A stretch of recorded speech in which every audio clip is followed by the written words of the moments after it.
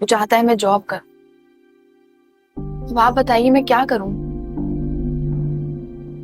बेटा, मैं इस बारे में क्या कह सकती हूँ? क्यों नहीं कह सकती?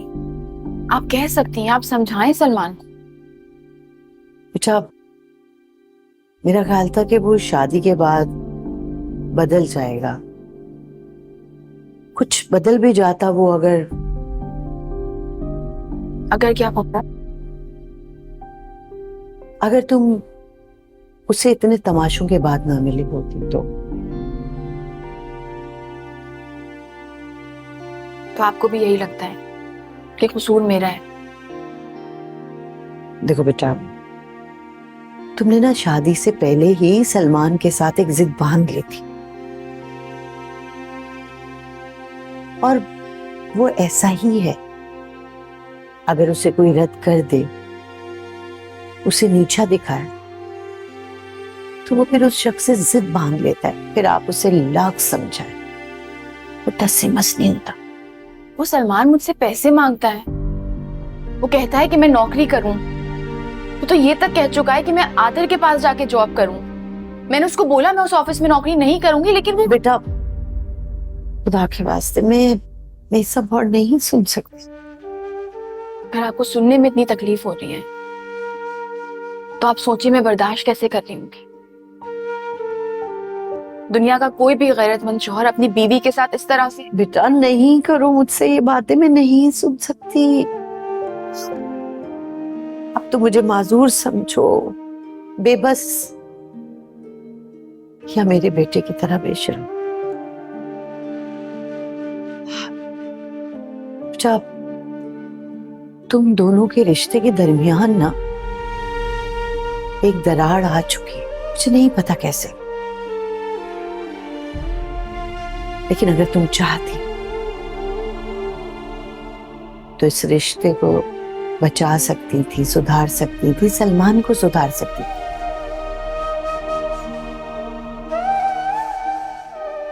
मगर तुम नाकाम हो चुकी।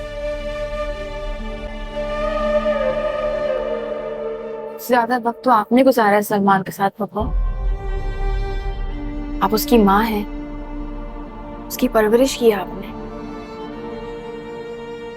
तो आप अपने दिल पे हाथ रख के मुझे बताएं,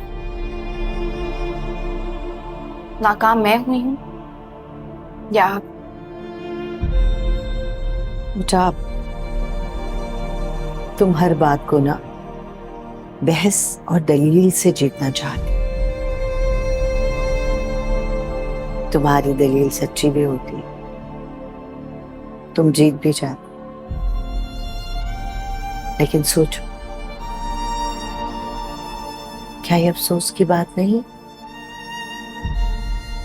कि तुम सिर्फ बहस जीतती,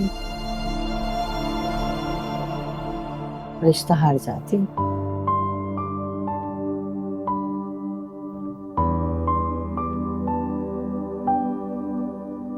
तुम अगर अकेली इस घर में होती ना,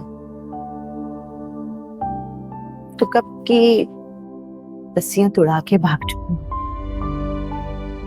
मगर तुम्हारी बहन का मुस्तकबिल, उसकी खुशियां जुड़ी हैं तुमसे। तुम सलमान के लिए, मेरे लिए, अपने ससुराल वालों के लिए, या इस दुनिया के किसी भी शख्स के लिए कुर्बानी नहीं दे सकती, और देना भी नहीं चाहती। तुम हम सब से अपनी बहन को अलग रख के सोचो मायरा, और किसी से नहीं। कम से कम अपनी बहन से रिश्ता निभा दो,